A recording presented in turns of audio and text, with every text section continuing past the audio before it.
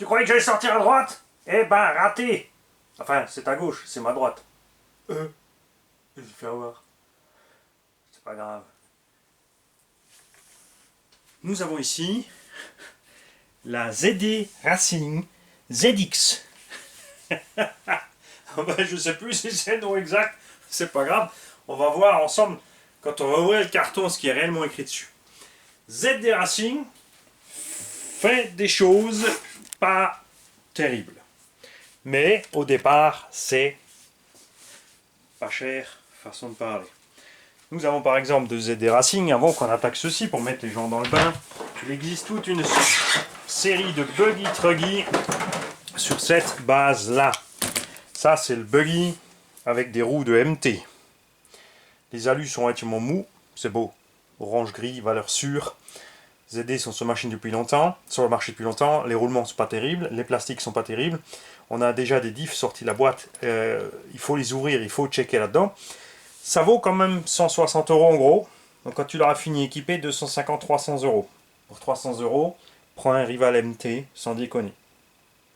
Ces engins, c'est pas des engins de bâche, c'est loisir. Tu mets un moteur pas trop puissant. Un engin comme ça, je resterai en 3S. Tu te limites à une cinquantaine de km/h, tu vas cool.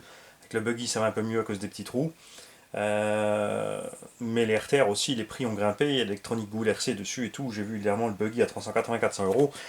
Pour ce prix-là, laisse tomber, prends pas ZD. À ce prix-là, tu as quand même des marques qui font du plus balèze, même s'ils sont aussi devenus un peu plus chers.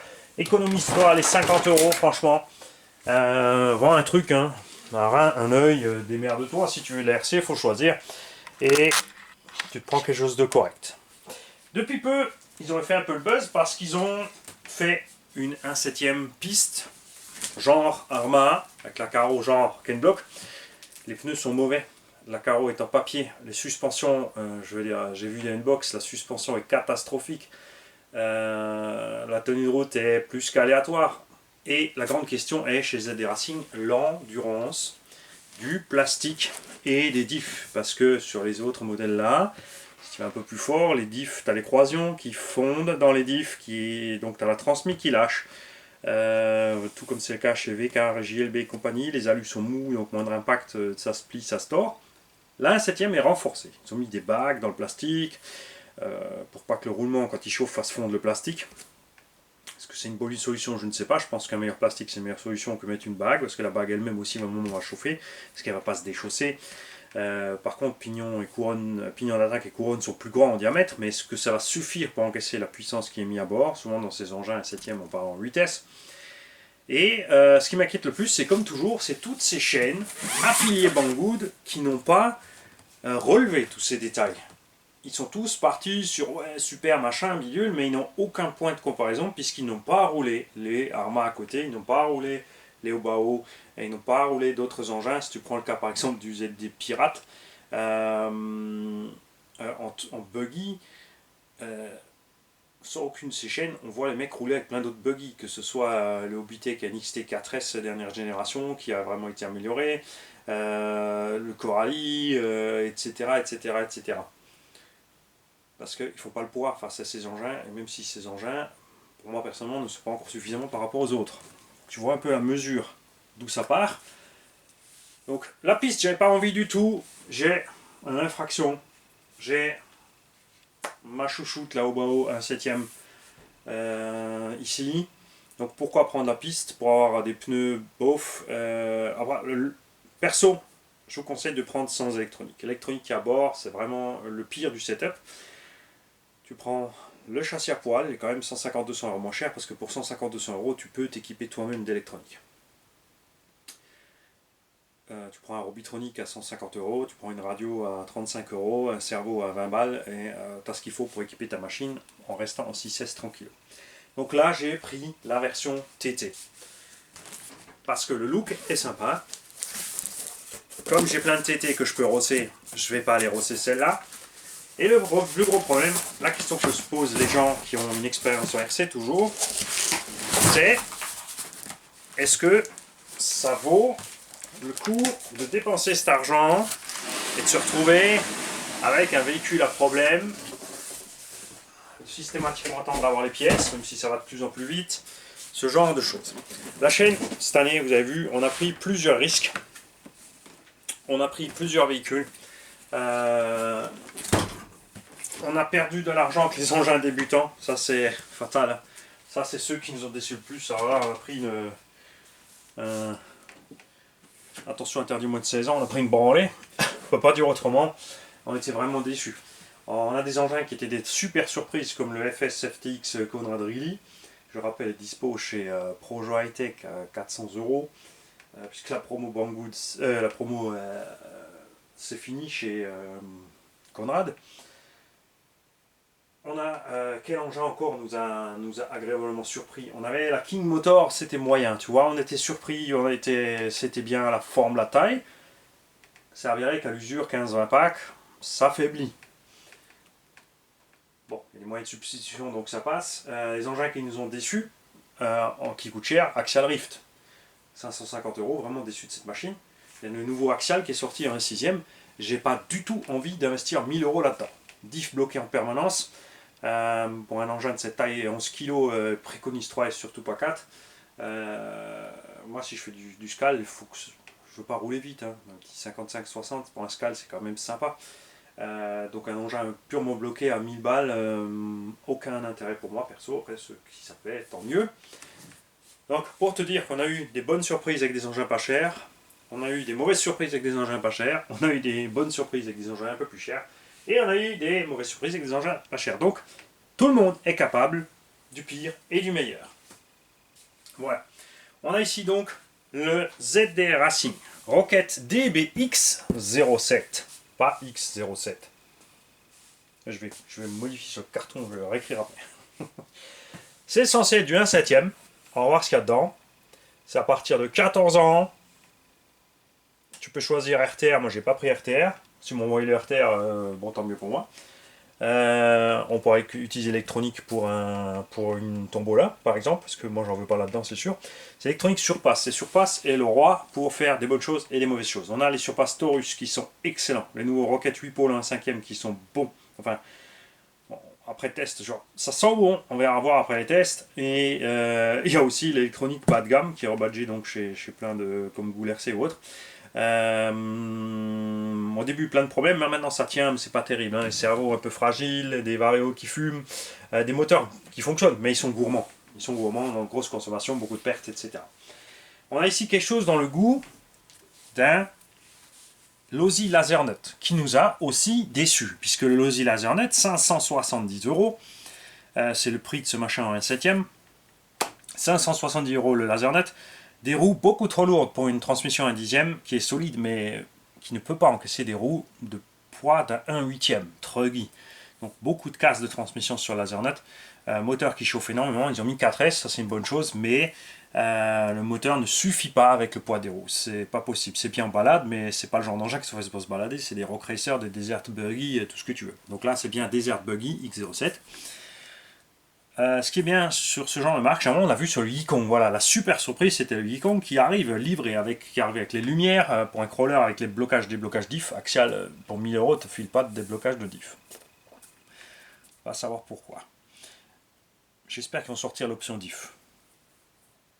Ouais, s'ils sortent l'option diff, peut-être. On changera le combo direct, c'est sûr. Je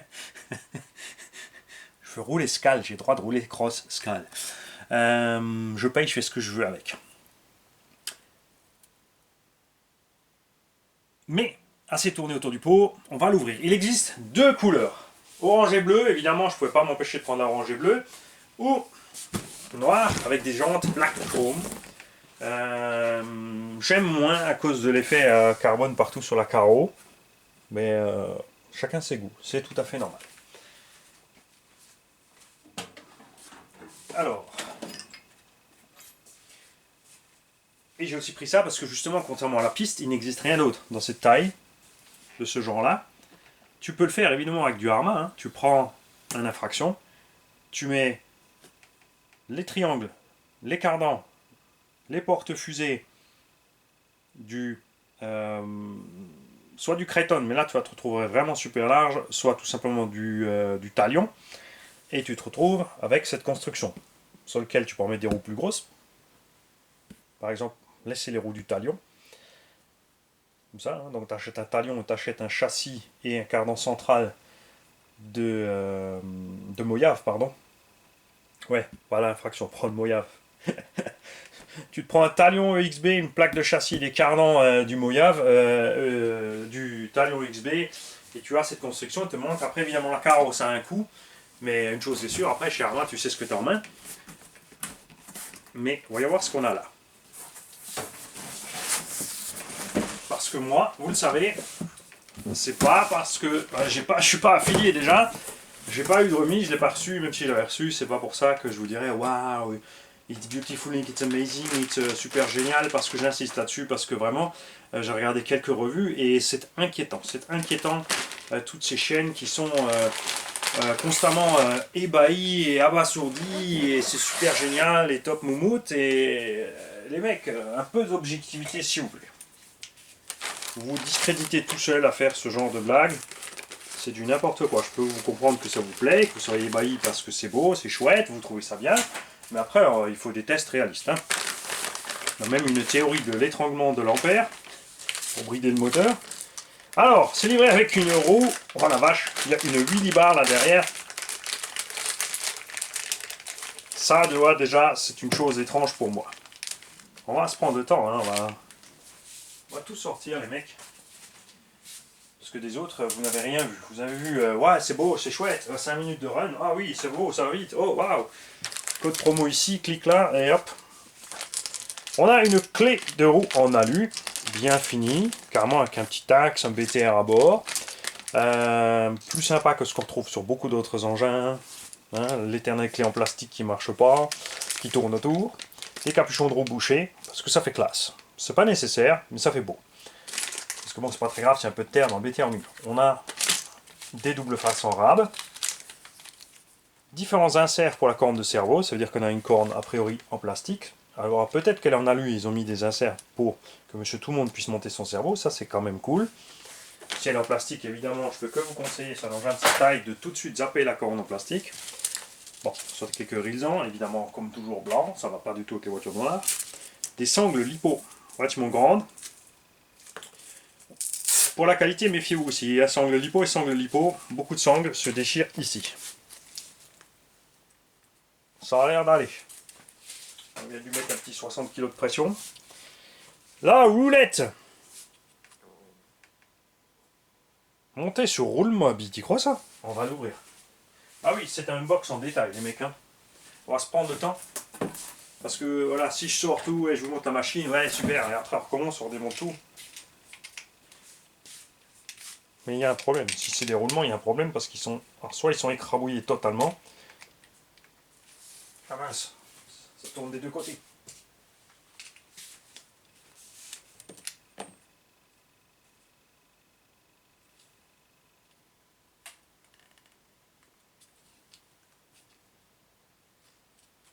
Ouais, c'est des roulements, mais je crois qu'ils se sont fait écraser un petit peu la citrouille.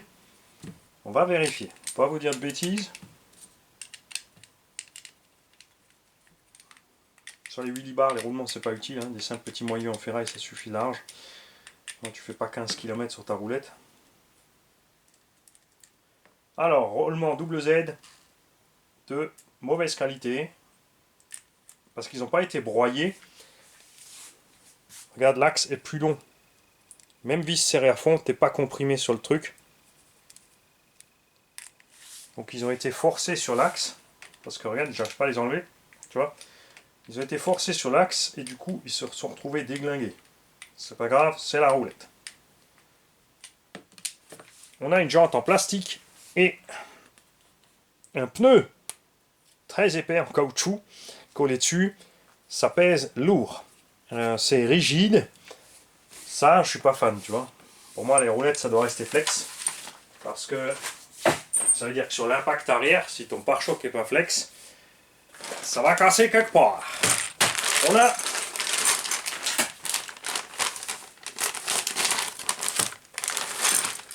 le ventilo moteur pour moteur 40 et 42, deux petits ventilos 30-30, toute évidence, tout simple.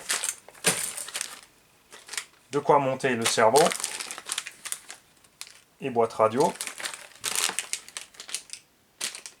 Et une grosse plaque, on ne sait pas encore à quoi elle sert, on verra ça, avec des petites rallonges, ça serait pour les feux. Donc là, l'UZD Racing, hein, 60-61, simple. Bien fini quand même, je dois dire. Regarde, ils ont même allé économiser du matos à l'intérieur, pour que ce soit plus léger et diminuer les coûts. On a livré avec un pignon de 13. Ça, ma foi, ça me semble plutôt correct. Enfin, quoique, 13, c'est ce qu'on a aussi sur un Mojave, sur les gros truggy, là, Coralie et Arma. Et avec le poids des engins, c'est limite. On verra le poids de celui-là fini. Les roues. Vous savez que j'aime les roues TT. Autre raison pour laquelle j'ai choisi celui-là et non la piste. Il est temps de passer au poète-poète. The poète-poète. A l'air léger. On va le peser avant que je vous le poète-poète. Léger, c'est bien. 318 grammes, pas si léger que ça. Mani la reprise pour. Donc 320 grammes par roue, c'est le poids des roues de Monster. On a un profil type BF Goodrich bien agressif. J'aime bien évidemment le design en blanc, j'adore le design des jantes, hein, avec un minimum de déport, ça c'est cool. Des roues pas trop larges. Et niveau caoutchouc, ça donne quoi? Alors on a un bon feeling sur le caoutchouc. Un peu moyen sur la mousse. Ça fait penser un peu aux roues du Axial Yeti XL. Hein? Donc, ne pas négliger 1 kg 260 de roues déjà au total sur le véhicule, plus la roue de secours. Nous avons donc 1,5 kg de roues sur cette machine.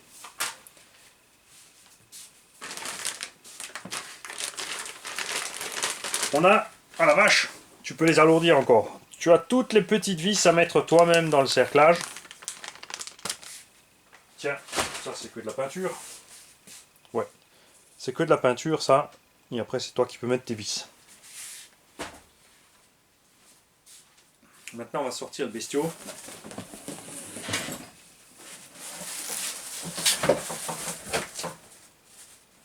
Il y a un Rilzan qui tient encore, bougez pas.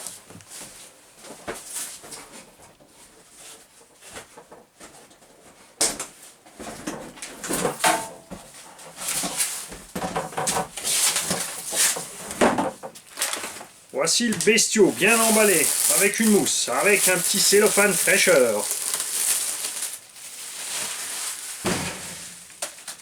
Donc un engin, ouais, un peu look, ouais, je sais pas, Scal, View plus ou moins. Comme toujours, t'aimes ou t'aimes pas. Avant de mettre les roues pour vous montrer ce que ça donne, on a un paquet de chrome que je trouve pas beau du tout, surtout que le chrome souvent ça dégage. À voir. LED arrière, LED avant. Niveau poids, là le machin est vide. Là, on va penser à le peser à chaque fois. Il n'y a pas d'électronique dedans ni rien, donc là le poids, on est à 3,5 kg. Tu rajoutes 1,5 kg de roue. On est déjà à 5 kg, tu n'as pas d'électronique à bord. Si tu mets un moteur 4274, enfin un combo de base, 300 grammes en gros, enfin non, déjà le moteur fait déjà 300 grammes et des brouettes.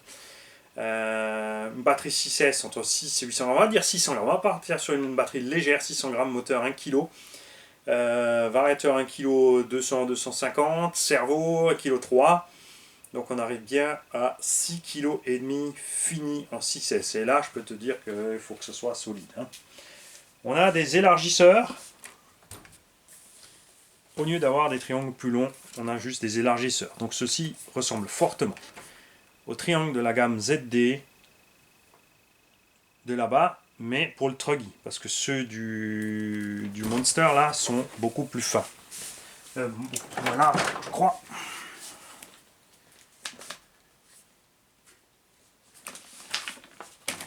Ouais, si tu veux voir juste un box avec la belle machine, il y a assez de chaînes qui l'ont fait, c'est pour ça que je le fais pas. Moi, je vais attaquer tout de suite dans le gras. Qui arrive? Qui arrive? Est-ce qu'il est encore? Voilà. Alors on note par contre que c'est du plastique gris au lieu du noir ici. Et dis-moi que les triangles ont la même taille. On a en gros 10 cm. Et on a ici un peu plus. On va dire 11,5, 12. J'ai bien peur que ce soit les mêmes triangles, mais avec différents plastiques. Alors ça, c'est un peu flex, mais on sent que le plastique est quand même relativement dur. On va le mettre de côté. Ça, c'est un peu plus flex. On a l'air un peu mieux là. Donc les alus, pas de mystère, ce sont les mêmes. Noix de cardan et cardan. Alors théoriquement, les cardans et les noix ont été renforcés. Si c'est le cas, c'est super. Parce que ça voudrait dire que si on peut les acheter au détail et que ceux-là ont la même taille. Il y a écrit là-bas sur le ZX 105 mm de cardan. J'ai bien peur que ce soit le même. Hein. Donc on verra ça après. Le point faible de ces engins, on l'a vu sur le Hobby King Berserker.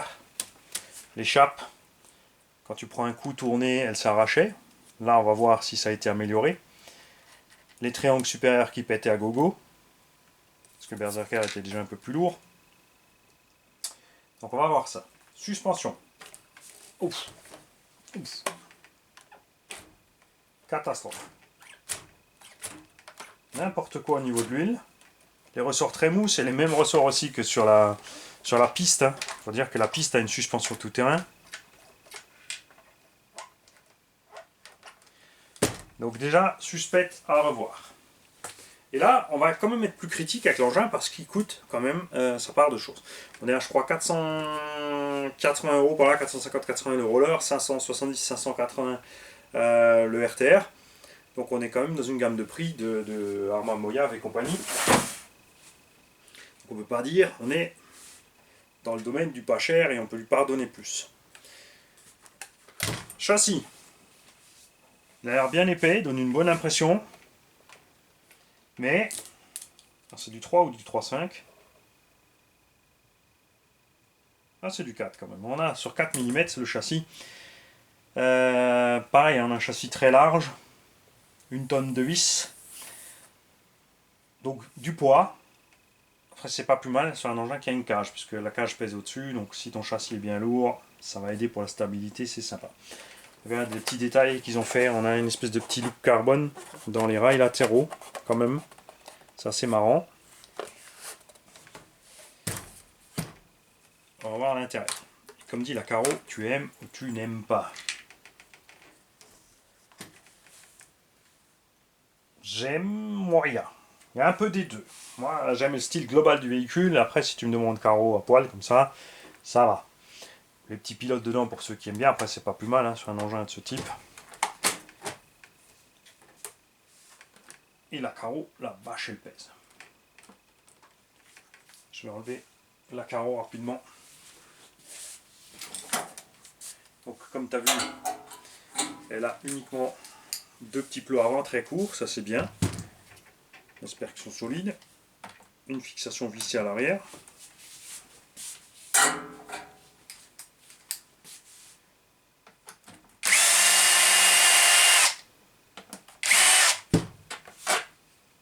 Deux grosses vis M5. Ça c'est bon aussi.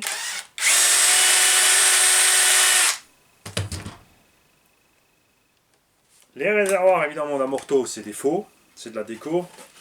Ah la Caro, la vache, ils ont mis la dose. Et je savais pas par contre, regarde tout l'arceau est chromé. Il a l'air assez rigide. Par contre, hein. Ça a l'air bien plus rigide que chez les concurrents. On a les feux avant qui sont dedans. Avec le petit module là et les câbles. Donc on a au total deux feux avant. Ça c'est aussi plus que tous les autres. Ça c'est un peu le côté sympa pour ceux qui aiment le Scal. Si tu comptes acheter cet engin pour faire du bash, tu laisses tomber. C'est pas des engins de bash. Mais pour se faire plaisir dans la prairie, par contre, c'est pour ça que je l'ai pris aussi, parce qu'on a un anthrax long. C'est sympa qu'un anthrax long de pouvoir passer ici les 6S au sol. Vous l'avez sur plein d'engins. Donc c'est une fois qu'on aura réglé la caisse comme on veut, je pense que de ce côté-là, on devrait être sympa. Avant de passer au diff, on va montrer un peu l'intérieur. Donc on a un petit pare-choc avant. Pas de skid plate, ça c'est dommage. À l'arrière pareil, pas de skid plate et pas de pare-choc arrière. La roulette va se rajouter là-dessus. C'est peut-être un peu moche. On a effectivement dans les cellules des bagues en acier autour des roulements. Tous les roulements sont double Z. Alors, comme dit, si c'est de la bonne qualité, vous l'avez vu chez Arma, ils avaient longtemps du double Z, ça pose pas de problème. Si tu les huiles régulièrement, ça tient tout aussi longtemps qu'un autre. Par contre, si c'est de la mauvaise qualité, comme c'était le cas sur tous les autres 1.8, ils vont pas durer bien longtemps, ça je te le dis. Devant, on a des CVD. Niveau plastique, des rotules et des charpes, tout ça, ça me paraît un peu ferme. Alors celle-là, ça va, tu vois. Là, mais c'est toujours pareil, t'es comme ça là dans l'atelier, t'as pas encore roulé, tu ne sais pas. Là arrive en plus la saison délicate pour les RC, c'est le froid. Ces rotules là par contre, là je n'ai pas confiance. Ça on l'a vu sur AC2ZD se déchirer, surtout que celle-là est plus lourde, on verra. C'est à moi de ne pas faire de tonneaux et de machin à l'intérieur évidemment. Donc la corne est en plastique, donc à dégager. Barre de Ackerman, c'est du gros alu, mais comme souvent, hein, sur plein de marques, soit Coralie ou Arma, ils font la même erreur. Enfin, là-bas, c'est pareil, sur le FS, ils te mettent du gros alu, mais comme c'est de la faible qualité, ça sert pas à grand-chose. Le châssis a des ajours quand même dedans, donc c'est beau. Franchement, c'est sympa, c'est bien fait. Même si c'est pas du 70-75, si c'est au moins du 60-61 avec un traitement de surface, on serait déjà bien. Les tourelles aussi qui ont été faites du plus bel effet, stylo tracing, hein, tu vois, t'es noir et ils ont juste brossé les bords pour faire beau. Là aussi on a du 5 mm tranquillou. On a une très bonne idée de la part de ZD par rapport à tous les autres. Un interpalier. Ça aussi c'est une raison pour laquelle il brille, parce que ça va nous simplifier les choses pour faire des interpaliers pour d'autres machines. Tout simplement. Donc ça c'est pas plus mal. C'est quand même rigolo, ils ont mis des cardans, des arbres de roue, donc cardan ou arbre de roue, appelle-le comme tu veux, 5 mm. Là on a un 85, et devant on a un, on ne sait pas, et devant, tout devant c'est un 114. Je pense que de faire deux cardans identiques aurait été peut-être un chouï moins cher, et déplacer ça un tout petit peu dessus, c'est bien aussi. Alors dans les cellules, je ne sais pas encore, on va ouvrir pour voir ce qui se passe au niveau des diffs. Déjà, on n'a pas l'air d'avoir un accès rapide. On n'a pas d'accès rapide et en plus il y a des cales partout à la Coralie. On a une rondelle en plastique, une rondelle en ferraille, une rondelle en ferraille, une rondelle en plastique. Enfin c'est la cale carrément du train. Donc on a des cales, ça veut dire qu'on peut changer les angles éventuellement selon les cales fournies. Ça c'est pas plus mal. Évidemment c'est du plus bel effet, les orange et le gris et noir. C'est beau, c'est beau. On a un sauve-cerveau réglable super accessible par en haut. Alors là il y en a certains qui devraient prendre des notes pour faire leur RC. On a une top plate ici en alu aussi. Et on a ce double tube de renfort pour pas copier, pour pas en mettre un comme Arma, on en met deux. Fixé de la cellule arrière sur la top plate avant. Donc, par contre, pas de liaison interne. C'est pour ça qu'ils en ont mis deux. Donc ça évite. Alors, on va faire un test mortel pour le châssis. Là. Je ne vais pas le faire au bord de l'établi, vous ne pouvez pas le voir.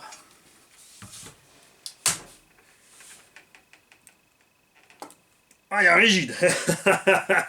Ça marche bien. Évidemment, sur les gros chocs, sur les grosses gamelles, les gros crash, le plastique va péter avant le tube, normal. Et tant mieux.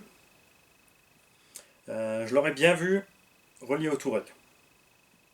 Comme ça, on était béton tranquille. Évidemment, il y a la cage. Mais la cage, c'est pas l'idéal si c'est elle qui absorbe les chocs pour les tourelles. On a partout des biellettes à pain inversé qui ont été montées, on ne sait pas, parce que s'il y a un petit décalage, donc elles sont montées opposées, pas toutes dans le même sens, c'est pas très grave.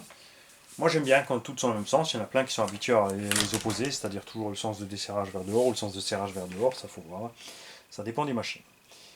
On a deux barres stables qui sont balèzes. Ils ont mis du costaud sur les barres stables.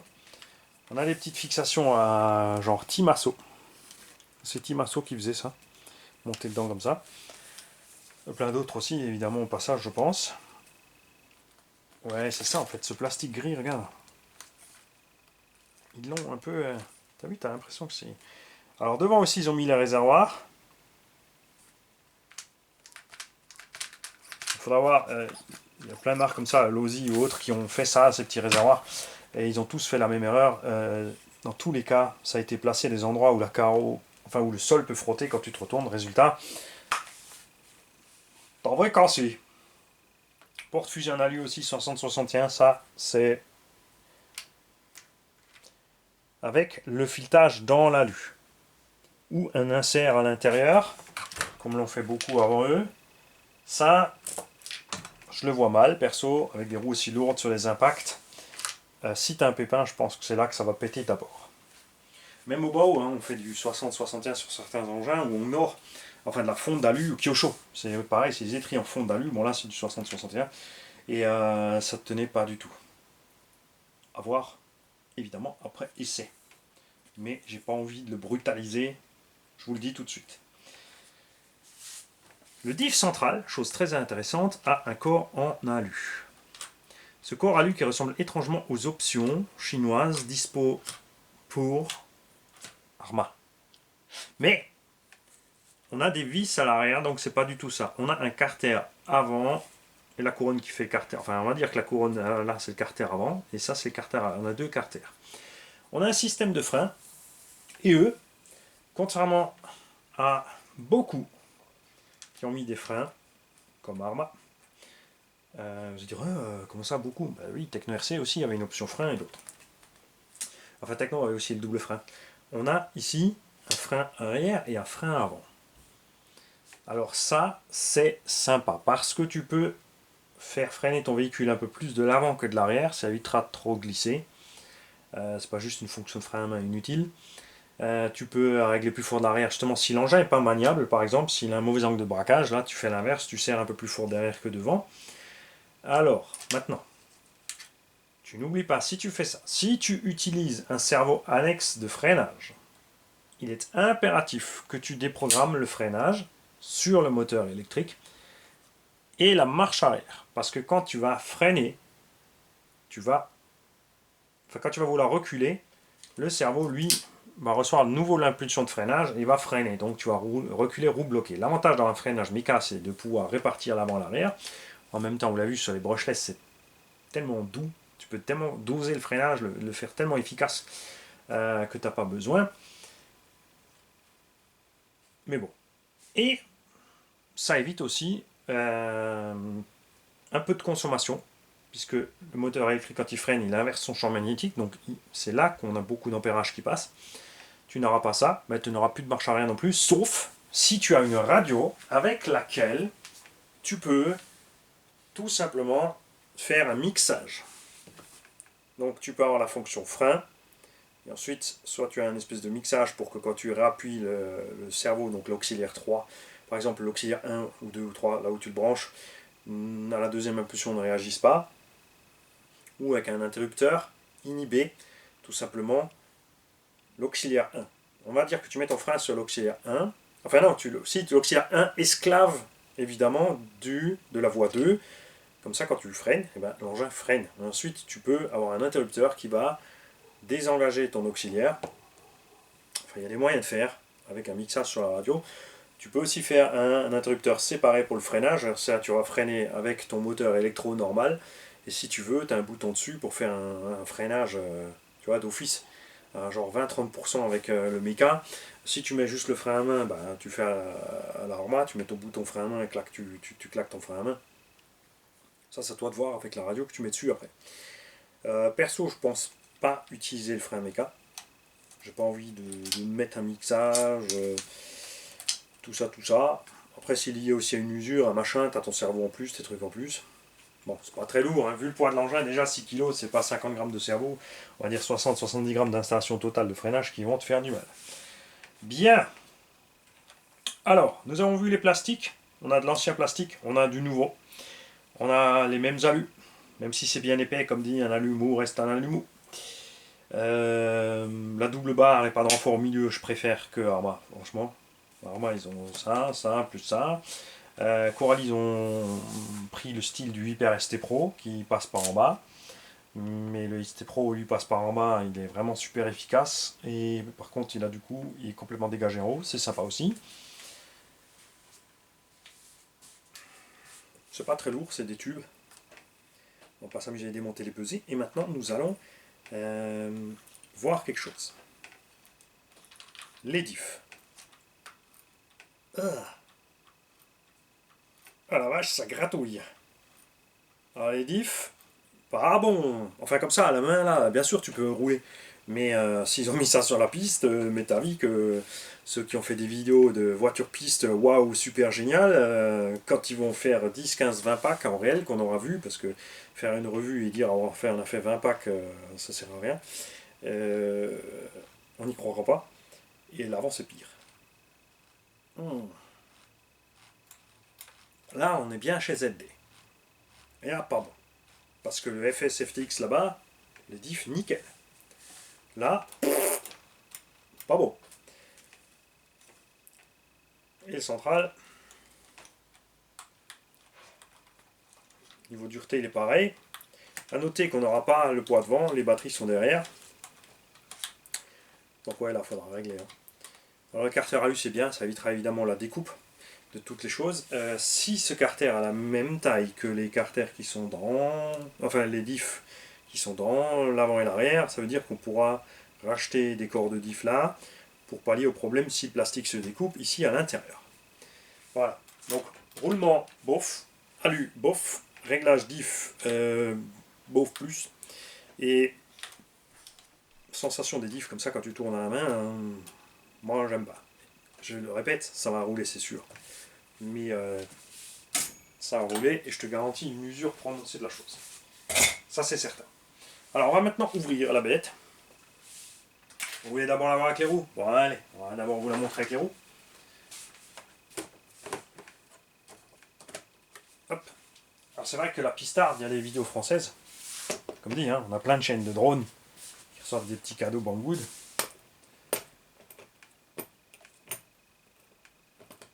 Et je répète, si tu restes simple en utilisation normale, à mon avis, il n'y aura pas de hasard, même sur le RTR. 6S, je te déconseille, mais 4S, hein, si tu veux juste te balader comme ça avec tes débutants, mets du 4S. Prends des Lipo 4S avec une bonne capacité, mets en deux en parallèle, par exemple. Bon, tu vas rester dessus, toi. Voilà. À roue montée, évidemment. On regarde ça. Tu vois, je suis en train de tourner 7 roues, celle-là ne tourne pas, mais ça entraîne le reste. Ça, c'est les roulements. Ils sont un peu... Alors attends, c'est pas grave, on va te la poser par terre.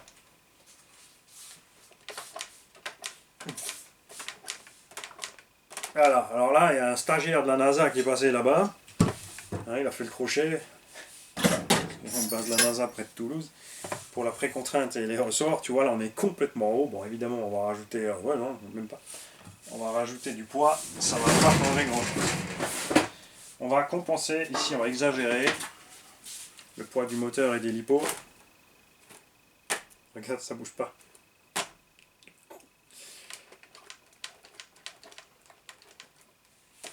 C'est un peu mieux, mais c'est pas terrible. Voilà. Ça, je peux pardonner sur un engin à 160-200 balles. Là, moins, quand même. Ton RTR va quand même te coûter plus, ouais, dans les 600-650 €. C'est pas super. Bon, après, c'est pas très grave, c'est question de réglage. Le débutant, le gars qui n'y connaît rien, il sera quand même content, c'est sûr. Parce qu'avec l'Anthrax, ça sera certainement un véhicule facile à piloter. J'irai pas non plus essayer le ballon dans les pneus pour voir si on peut péter un de ces pneus en 6S, ça m'intéresse pas du tout non plus.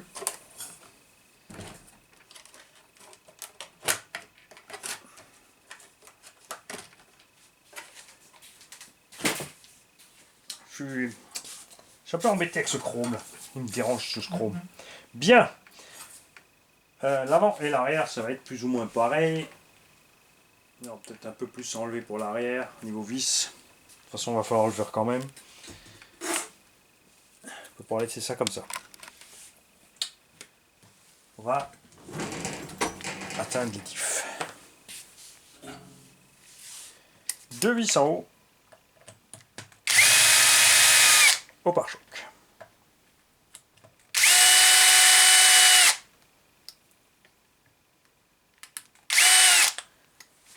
Pour commencer. Ah oui, bien sûr, ancrage d'amorto, tu as le choix, on peut rehausser encore un petit peu l'engin, on peut coucher un peu les amortos, ça c'est assez générique, c'est tant mieux. Chacun peut faire ses petits réglages. Alors, c'est très intéressant, le pare-choc avant est fixé sur le châssis, rien à voir avec la cellule, on va quand même déjà enlever 2 vis de cellule. Niveau du plastique, regarde maintenant, chez Serpent, les vis accrochent dans le plastique, on a un serrage, on a même une espèce de grincement tellement ça tient. Là, tout est light. Serrage,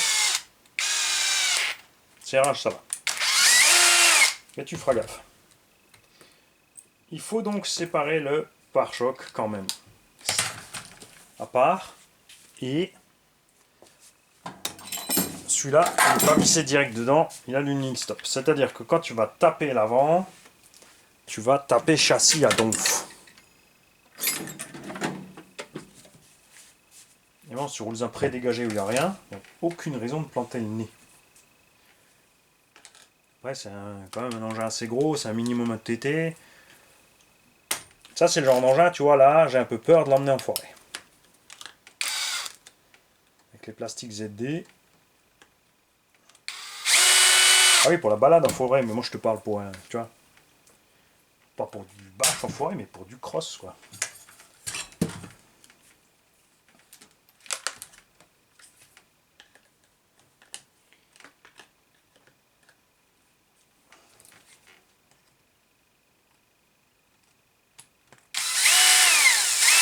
Mérite plus de protection à l'avant, hein. Il n'y a vraiment rien là. C'est chaud. Plastique, ouais. Ouais, ça n'a rien à voir avec le plastique de l'autre là-bas. Après, c'est pas pour ça que c'est mauvais. Hein. Ça sert à rien de le regarder au microscope non plus. Il faut séparer la cale de train. Bon, alors là, on peut laisser dessus parce qu'elle va venir avec. Là, il va falloir séparer parce que les vis passent à travers le tout. On va essayer.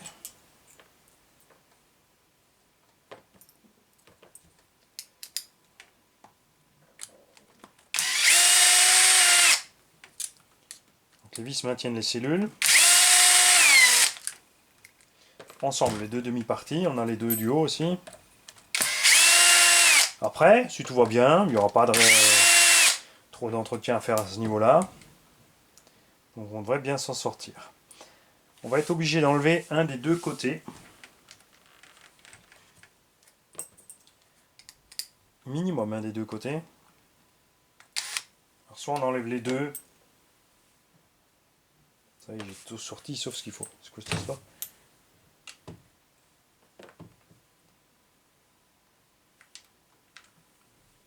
Un trompe-l'œil.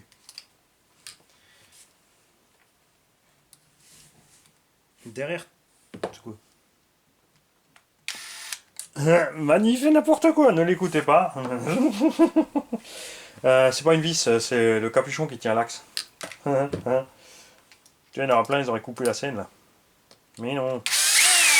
C'est pas drôle si tu coupes tout. Voilà, c'est juste le capuchon plastique ça. Il n'y a pas de vis à travers. C'est pas plus mal. Après, généralement, quand il y a des cales comme ça, autant je préfère que la cale soit vissée au châssis et pas sur la cellule.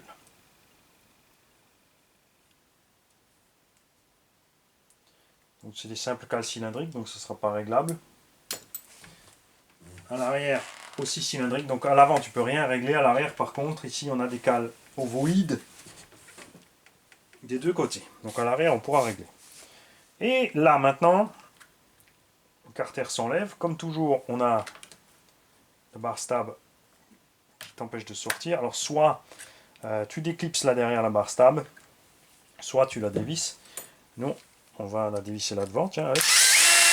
Alors ça passe. Il y a plein de façons de faire. Ah stop, j'ai oublié un truc. Voyons voir si la barre stable est réglée comme il faut.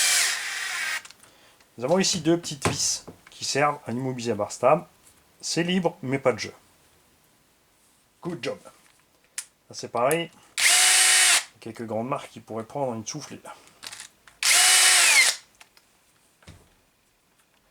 Bien. Et on va donc laisser la barre stable posée au-dessus.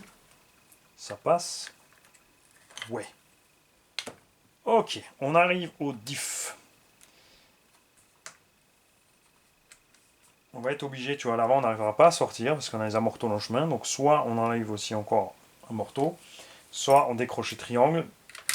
Pour éviter le souci de cale et compagnie, on va enlever les amortos. De toute façon, je dois les remplir.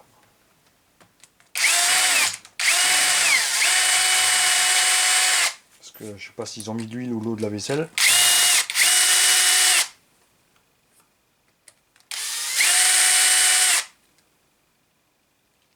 La visserie, pas top qualité non plus, les têtes.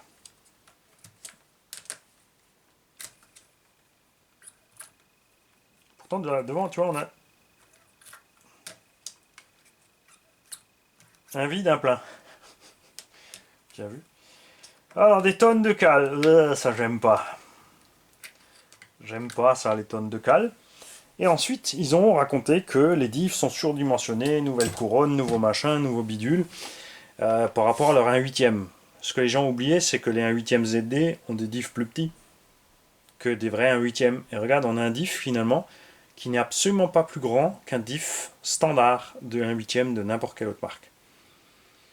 Ça ressemble assez à ce qu'on a dans la King Motor. On a déjà des spirales, ça c'est cool. On a la même chose par exemple dans le FS là-bas, mais les corps de diff sont un peu différents. Hein. Donc roulement double Z. Deux grosses rondelles de calage. Te dire que les moulages sont pas terribles. Hein. Je vais te donner l'épaisseur de ce truc. Je pense que Obao et Traxxas ont zéro calage. On a un demi-millimètre de rondelle de calage. Ah la vache!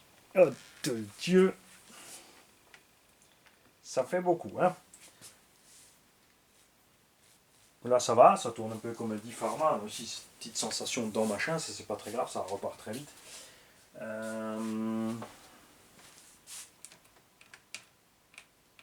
Ouais. Ouais. Parce que là, regarde, la sensation est pas si mal. Vous avez vu quand je tournais, il y a un truc qui me dérangeait. Bah, le truc qui dérange est là.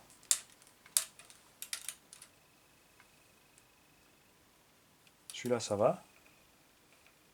Celui-là, il va dur.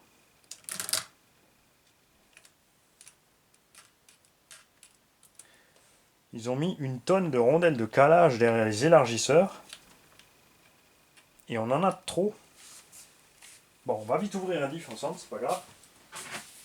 Pour voir ce qu'ils ont mis comme huile. J'ai mis une tonne de chiffon dans l'atelier hier. Tu crois pas que j'en trouve plus un seul. Hop. Alors.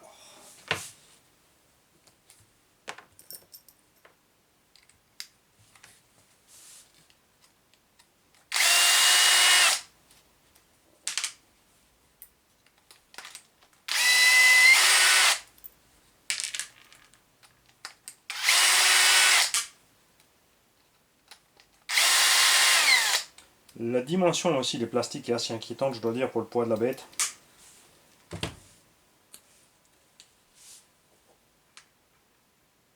Là, regarde ça. Bon travail, c'est bien huilé. Regarde ça.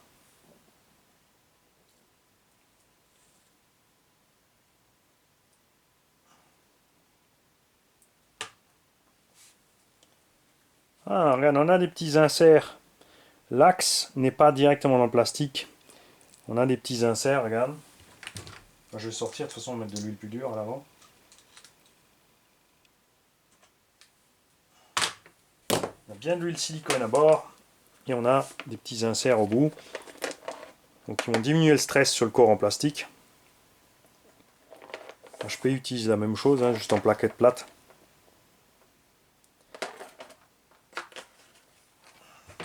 Ça reste donc de l'acier pressé à froid. Le moulage a l'air correct. Ce qui est bien, c'est comme on est en taille relativement normale, mais après, c'est une farce. Ils disent que c'est surdimensionné. Après, peut-être que c'est que... Attention, ceci est la version tout-terrain. Est-ce qu'il n'y a pas une différence entre la piste et les tout-terrain? Est-ce que les mecs, vous avez le temps? Allez voir les refs des diffs de la piste et des TT. Parce que peut-être que comme la piste est prévue en 8, ils ont mis des diffs plus gros dans la version piste. Et ici, ils ont pris tout simplement les cellules des 1/8.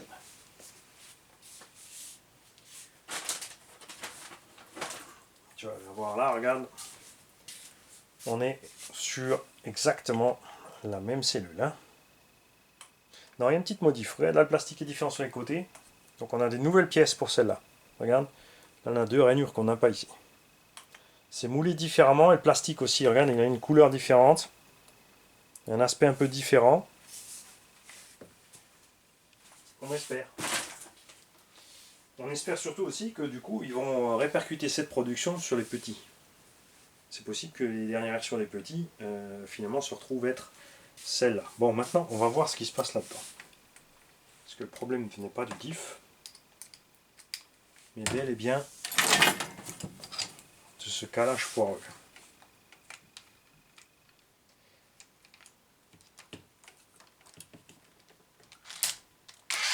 L'octite à l'intérieur, ça c'est bon.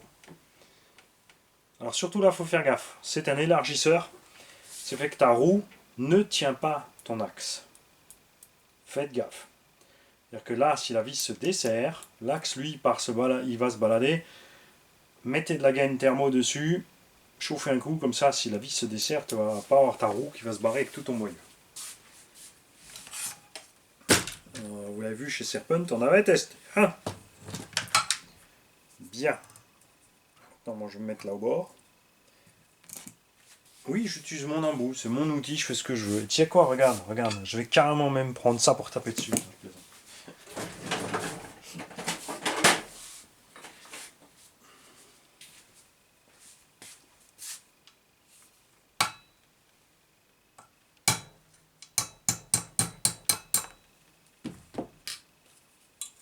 Alors ça, oui, c'est un type de tournevis qui est usé.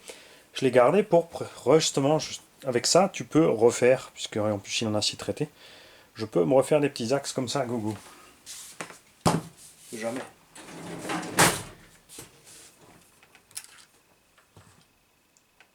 La vache! Oh, le sandwich! On a de la chance. Ce qu'il faut faire gaffe, hein, quand on mettait les rondelles de calage sur un roulement, il faut impérativement que les rondelles appuient sur le moyeu central, pas du tout sur le flasque et encore moins sur la bague extérieure, sinon ça va tout bousiller. Regarde ça. Les mecs. Regarde, maintenant on a enlevé les cales. Là ça tourne rond. Ça tourne encore un peu dur, hein, parce que je pense que le roulement il a été écrabouillé.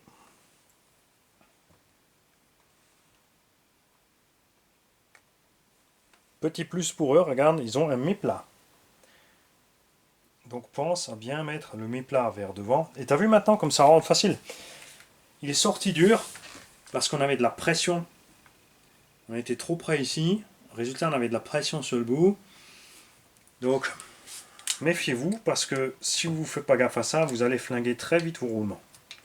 C'est des petits détails, tu vois, qui font la différence entre des RTR qui sont OK à utiliser et les autres. Je ne vais pas serrer trop fort. Ah ah! Là, on est bon.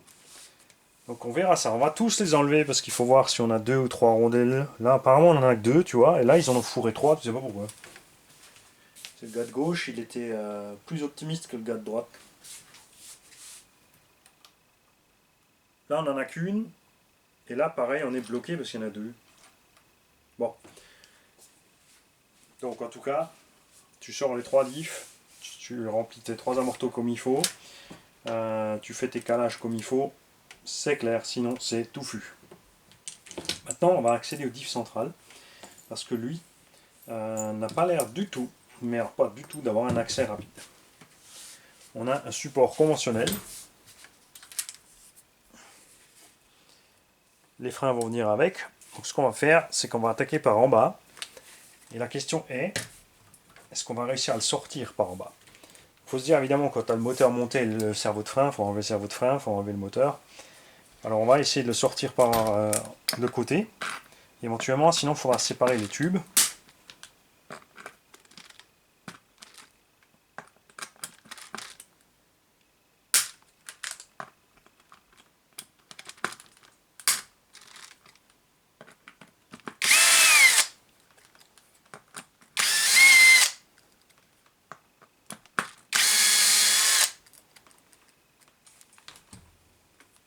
Ok, maintenant vous avez vu cette vis a foiré, mais on a pu enlever les 3 autres.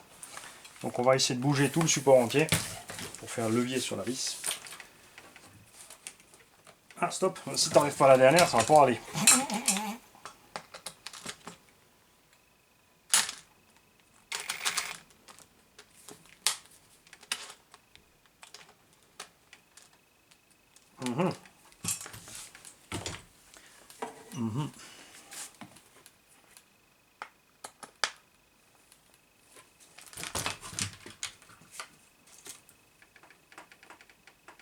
Ah, bloqué. Et bloqué. Bien.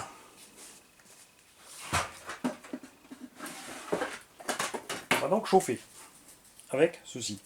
Tu peux utiliser un fer à souder aussi, ce que tu veux. Alors par contre, tu ne chauffes pas ton fer à souder avec un chalumeau, ça sert à rien. Tu peux chauffer un tournevis alors ou souder direct avec le chalumeau. Et aussi, il y a une sonde de température dans un fer à souder. Si tu chauffes la panne plus fort que ce que le fer peut chauffer, lui de toute façon il te coupe. Il arrête de chauffer ta panne. Et en plus tu vas flinguer ta sonde.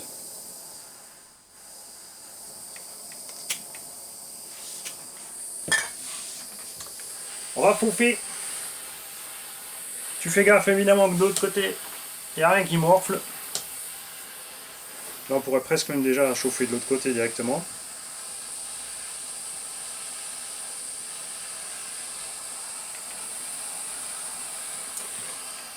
Là. Tu fais attention à ce que tu fais.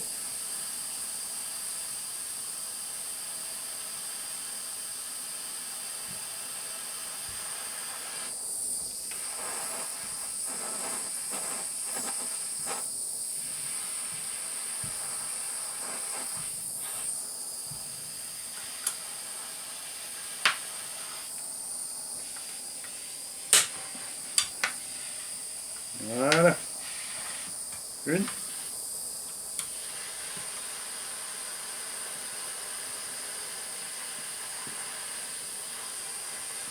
Pareil quand tu la poses, n'oublie pas qu'elle est chaude.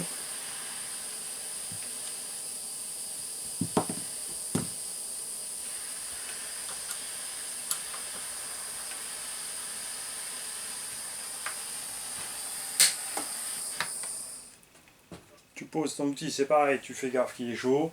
Là tu vois ça c'est pas bien, j'ai laissé quoi remplir le gaz à côté de là où je travaille avec les flammes. Pas bien.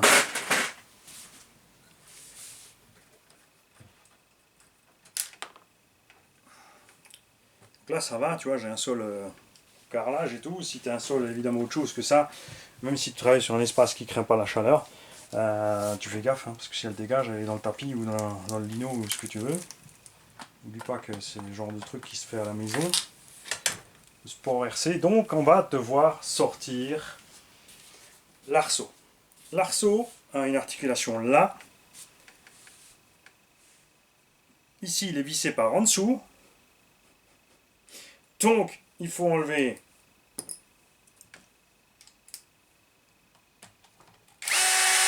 au milieu, gauche et droite.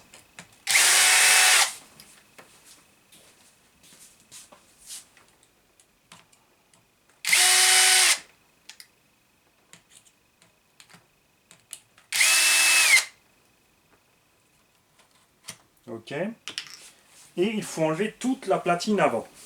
Mais attention, ces deux vis sont dans les puits de direction. Il est très probable qu'elles soient montées aussi à la Loctite. Donc on fera un filet.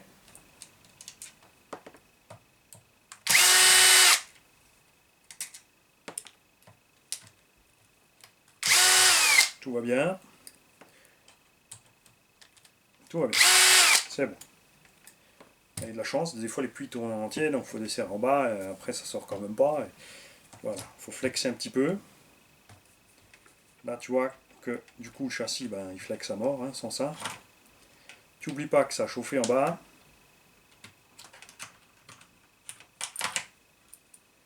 Alors maintenant on a un cardan en main aussi, c'est vrai niveau cardan là, ça n'a pas l'air dégueu du tout, hein, niveau qualité ce qu'ils ont fait. Par rapport à ce qui est sur le petit là-bas. Bien. Maintenant, on peut enlever le central. Donc on va devoir enlever là.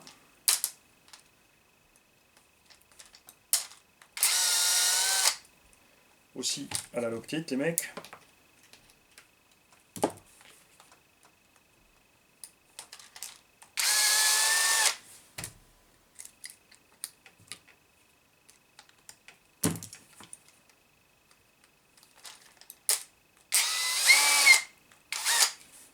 Il faut enlever les 4 parce qu'il faut virer toute la plaque avec le système de freinage.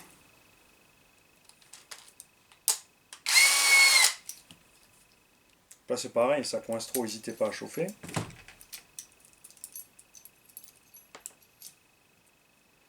Système de freinage, tu fais gaffe, tu as des cales à l'intérieur.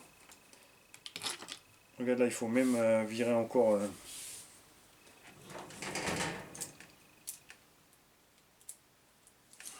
Alors d'un côté il est mieux avec, pourquoi tu viens pas toi? Si c'est bon, tu peux tout enlever complet avec. Tu regardes évidemment exactement comme c'est posé, sinon tu utilises le plan.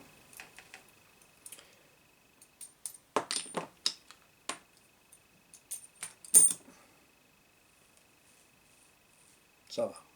Alors il y a une huile trop fine pour moi, c'est pour ça que je l'ai ouvert. Mais tu vois, le carter de diff est fait différemment, il est bien en 2 parties. Donc là évidemment, qu'il y a des cales ou pas à l'intérieur, ça joue pas, puisqu'on sait que c'est comment c'est fait. On va l'ouvrir quand même rapidement ensemble. Loctité. Loctite à tous les étages. Donc, je ne vais pas insister, je vais le chauffer. Je vais démonter ça tranquillou après.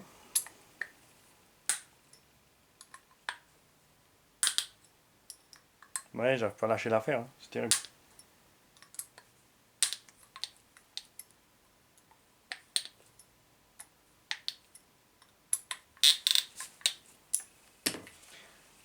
Hop, on va ouvrir par là. Loctite rouge. Nettoyez bien les vis. L'idéal là, c'est d'avoir évidemment un jeu de tarot et de filière. Passer un coup de filet à l'intérieur. Ça c'était dans l'alu. Et la loctite qui va rester, plus la nouvelle, tu vois ce que je veux dire, hein, ça va te faire une croûte, ça va gêner et ça va finir par abîmer le bordel. Et là aussi, ils ont gardé le même corps. Voyons quelque chose ensemble.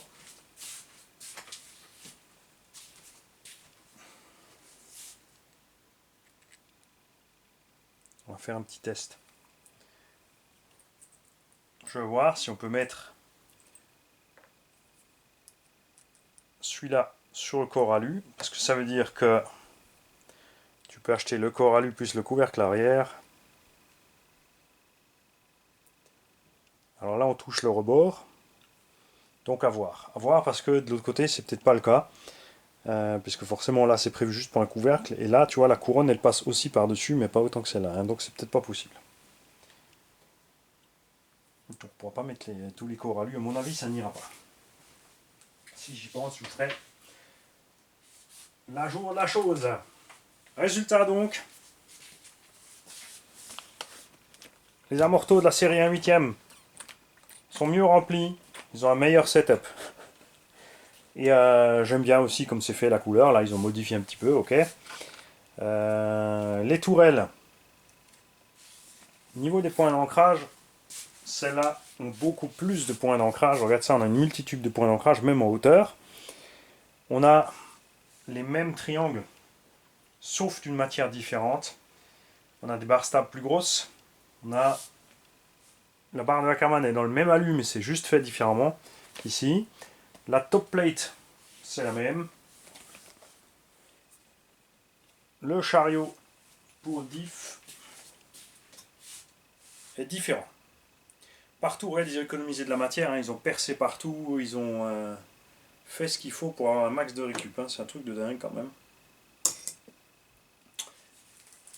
On a les mêmes portes fusées, les mêmes fusées. Enfin, je parle pas des fusées, mais portes fusées échappent. C'est les mêmes. On a par contre des nouveaux carters de diff, on a vu. Et des carnans qui ont l'air un peu mieux, quoique ceux-là ils n'ont pas l'air mauvais non plus. Ils sont peut-être juste estampillés en plus ceux-là. Hein. Et voilà. Et on a les mêmes diffs. On a les mêmes diffs dans la version TT. Donc entre temps, si quelqu'un a pu aller voir les refs pour me dire si oui ou non la version piste de ce machin a d'autres refs. Conclusion, tu l'achètes RTR. Je pense que si tu roules en 4S, tu n'auras pas de surprise. Si tu roules en 6, tu vas faire mouline le central, tu vas faire mouline à l'avant. Le central tiendra. L'avant risque de mourir. Si tu fais pas gaffe à tes roulements vont mourir très vite. Quand tu vas démonter, remonter, tu vas mettre exactement comme c'était. Ça sera une erreur, puisque il faut faire gaffe aux rondelles de calage. Si tout va bien, tu auras tiqué que tiens, là il y en a une, là il y en a trois, là il y en a deux, qu'est-ce que c'est que cette histoire, voilà. À voir. Les amortos, c'est pas ça du tout. Hein. Tu vois, il y en a un qui est à moitié rempli et l'autre il est vide. Cardan, noix de cardan. Si c'est la même qualité que ce qu'on a sur le FS, on sera content. Pareil pour les biellettes à pas inversées. L'échappe, là tu vois, elles sont ajourées, tout ça. Est-ce que c'est fait exprès pour être assez flex, pour pas casser quand ça va se renverser? Si c'est le cas, tant mieux. C'est pas un engin de compète, c'est pas un engin de précision ultime, c'est pas un gros bâcheur. Certains vont certainement faire les vidéos où ils vont l'envoyer valdinguer pour dire ouais, c'est super tough. N'y croyez pas. N'y croyez pas. Ne l'envoyez pas valdinguer ce machin-là. Déjà rien qu'à cause de la carreau, à mon avis, franchement, là, elle a l'air vraiment rigide. Hein. Cette carreau, elle a l'air vraiment rigide. Après, c'est dommage tout ce chrome, j'avais pas réalisé sur les photos. Avec tout ce chrome, ça fait super bling bling. Hein. Donc moi, les échappements, ils vont dégager. Et je vais peut-être même pousser le bouchon à virer le chrome. Tiens, regarde, on a des vis trop courtes. La vis est dedans, mais elle est sortie. Bon, ça, c'est des petits détails, hein, c'est pas très grave. La qualité du Lexan, bah, sur une cage, c'est pas très grave s'il est fin. Évidemment. On a des aérations, par contre, ça c'est bien pensé.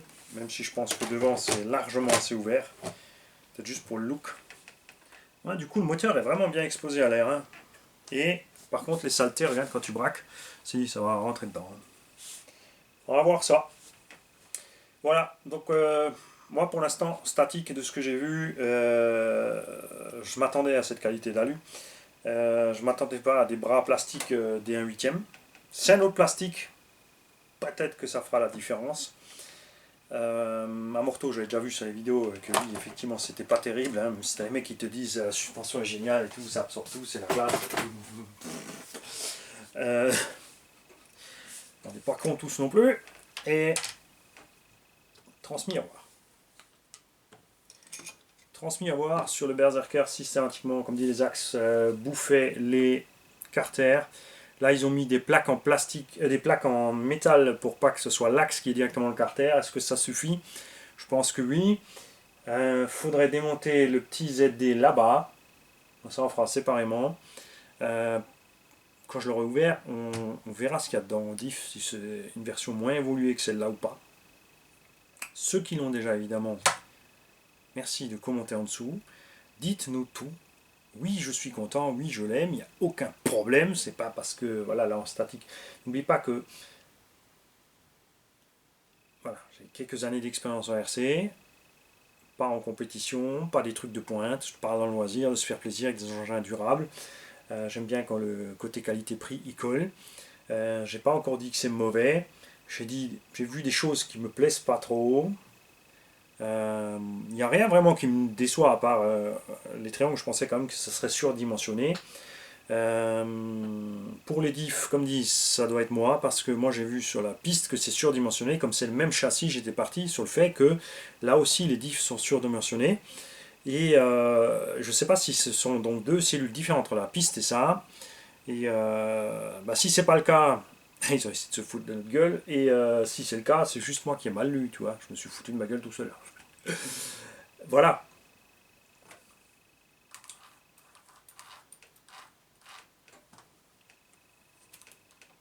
Je vérifie quelque chose, vite fait. Et là c'est bon, le diff ça va. Et du coup, non, je vous ai dit une bêtise, j'ai dit cale métallique, mais manique. Si c'est les mêmes cellules que. Si, il y a la cale métallique. Donc à mon avis, c'est les mêmes que la piste. Surdimensionné, mon tululu. On verra ça. Moi, je pensais vraiment que vous avez foutu des diffs plus gros. Hein. Enfin, comme dit, je peux encore me tromper sur cette histoire de piste. Ceux qui ont...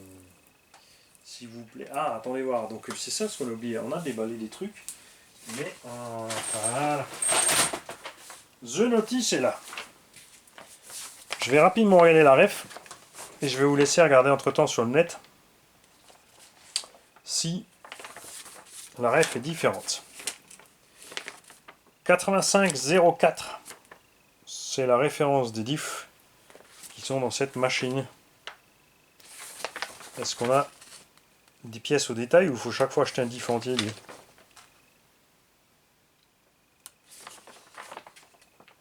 Si. C'est au détail. Donc le diff entier c'est 8504, la couronne 8507. Donc si vous pouvez aller voir s'il y a une différence. Bon après c'est sympa hein, comme dans le diff entier. Après niveau tarif ZD ça doit pas être trop violent.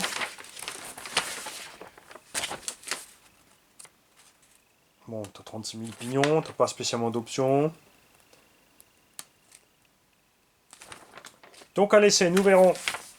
Par contre, oui, comme dit, je ne ferai pas d'essai d'origine parce qu'avec ces huiles-là, je sais que ça va mouler dans le vide. Il fait 6 kg, je vais le rouler en 6S. Je vais mettre un moteur qui va bien là-dedans, qui n'a pas trop de KV, qui ne va pas forcer. On va laisser un petit pignon. Petit 65-70, même en 6S dans la pelouse, me suffira largement avec cet engin. On fera pas de folie pour voir si les pneus sont résistants, s'ils encaissent pour les faire péter ou autre. Je sais très bien ce que vous allez me poser comme question. Est-ce que ces pneus vont sur un Rama Mojave? La réponse est non. Beaucoup, beaucoup trop grand.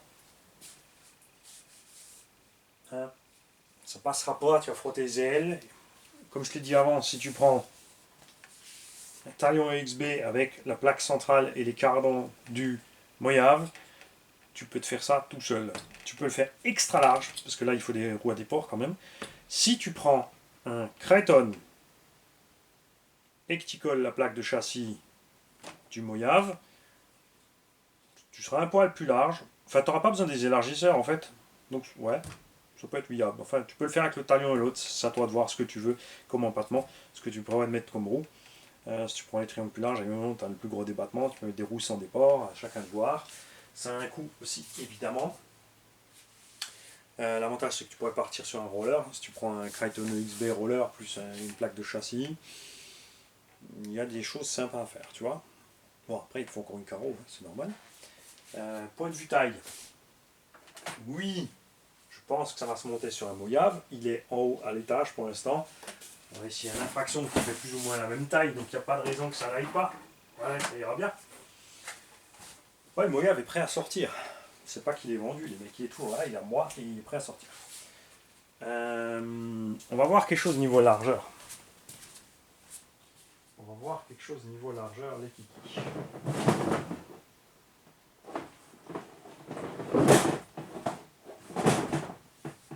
J'arrive. Ceci est une coque de Creighton 8S. Ouais, on pourrait presque mettre les roues à l'intérieur. Mais c'est trop large.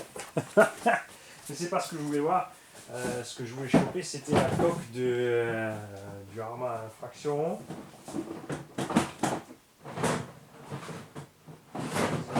brancher mon X-Max. Quelqu'un m'a piqué ma coque. Qu'est-ce que c'est que cette histoire? Bah, j'arrive pas à mettre la main dessus, les mecs. Bon. Qu'est-ce qu'il a fait, Mani? Bon, bah, c'est pas grave, tant pis. On voulait poser, en fait, je voulais poser l'infraction dessus pour voir niveau largeur. J'ai la BM, est-ce que je l'ai clipsé? Je voulais prendre l'infraction parce que ça parlera plus niveau largeur quand même. La BMD, on l'a bidouillé pour que l'aille. Ouais. Sans les élargisseurs, on est largeur piste. Tu vois. Ouais, quoi, non, même. On sera plus large. Donc même sans les élargisseurs, les roues vont dépasser. Ça peut être sympa pour ceux qui aiment bien quand même. Hein. Voilà, comme ça tu le sais.